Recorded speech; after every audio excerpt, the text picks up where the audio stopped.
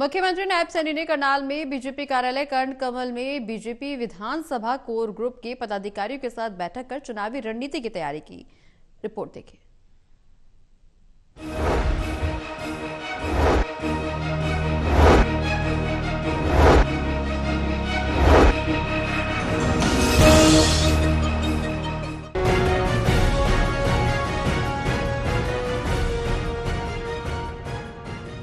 मुख्यमंत्री नायब सैनी ने करनाल में बीजेपी कार्यालय कर्ण कमल में बीजेपी विधानसभा कोर ग्रुप के पदाधिकारियों के साथ करीब 45 मिनट करनाल विधानसभा की कोर कमेटी की मीटिंग की, जिसमें उन्होंने कर्ण कमल में कार्यकर्ताओं के साथ मुलाकात की और चुनावी रणनीति तैयार की।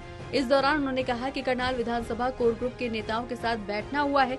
चुनाव और उपचुनाव को लेकर बड़े अंतर से जीतना है, इसको लेकर हमने रणनीति बनाई है।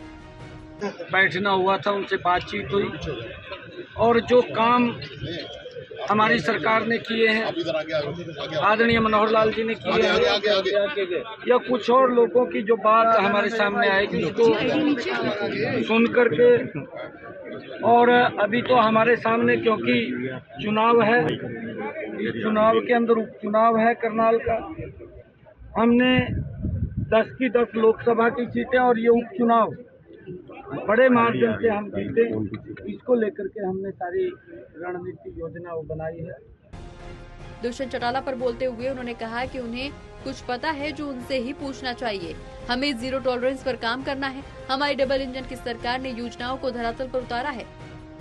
देखिए, अगर दुष्यंत जी को कोई बातें पता है तो उसी को पूछनी चाहिए, उनसे ही बात करनी चाहिए, उनसे और भी राज पूछने चाहिए भी क्या क्या राज थे। अगर उसके पास राज हैं तो पूछने चाहिए उससे। परंतु Bharatiya Janata party zero tolerance के ऊपर काम कर रही है। लगातार नरेंद्र मोदी जी के नेतृत्व में देश ने एक नई दिशा ली है और हमारी ये डबल इंजन की सरकार ने एक खड़ा होकर के संकल्प के रूप में जो भी आदरणीय प्रधानमंत्री जी की योजना आई है, मनोहर लाल जी ने उस योजना को धरातल को उतारने का मजबूती से काम किया। वहीं हाईकोर्ट में जो उपचुनाव नहीं होने को लेकर याचिका डाली गई है, उस पर सीएम ने कहा कि हाईकोर्ट का निर्णय सर्वोपरि है। हमारी तरफ से विषय रखा जाएगा। अभी चुनाव की आवश्यकता है। अगर कोई जिम्मेदारी मिलती है, उस पद के ऊपर जाना पड़ता है। हाईकोर्ट का निर्णय वो सर्वोपरि है। हमारी तरफ से भी उसके अंदर वो विषय रखा जाएगा और जो भी आदेश होंगे माननीय कोर्ट के, वो सर माथे के ऊपर है। आप चाहते हैं चुनाव हो? देखिए, क्योंकि अभी आवश्यकता है, 6 महीने से ज्यादा का समय है। विपक्षी पार्टियों की उम्मीदवार की लिस्ट अभी तक नहीं आने पर सीएम ने कहा कि पार्टी अपने प्रत्याशी उतारेगी। दूसरे दलों में मंथन है कि किसी बड़े नेता को उतार दिया जाए तो कहीं वो हार जाएगा।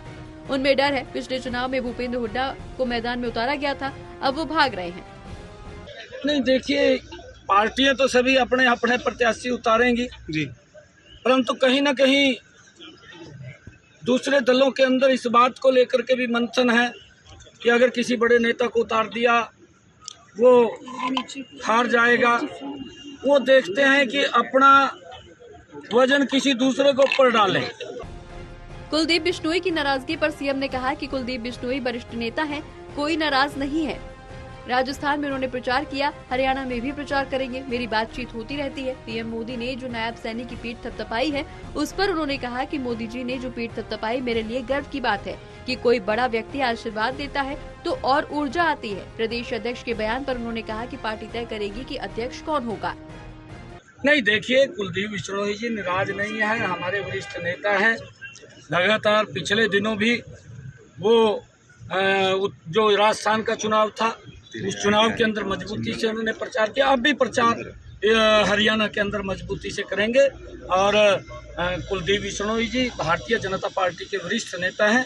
मेरी भी उनसे बातचीत लगातार होती रहती है और बात करते रहते हैं, जो कार्यों के बारे में भी बात करते रहते हैं। ऐसा कोई विषय नहीं है। वहीं केजरीवाल और इंडी गठबंधन पर सीएम ने निशाना साधते हुए कहा कि घमंडिया गठबंधन था। केजरीवाल आज तिहाड़ जेल में चले गए हैं, नया त्याग पत्र दे रहे हैं। कोर्ट में सत्य पाया है कि उन्होंने भ्रष्टाचार किया है, उनको इस्तीफा देना चाहिए। वो बोलते कुछ हैं, उन्होंने शीश महल बना लिया है। उनकी करनी और कथनी में अंतर है। उनके घमंडिया गठबंधन के हर नेता के ऊपर दाग है और वो दाग देश के लोगों को दिख रहा है। टोटल टीवी के लिए विकास महला की रिपोर्ट।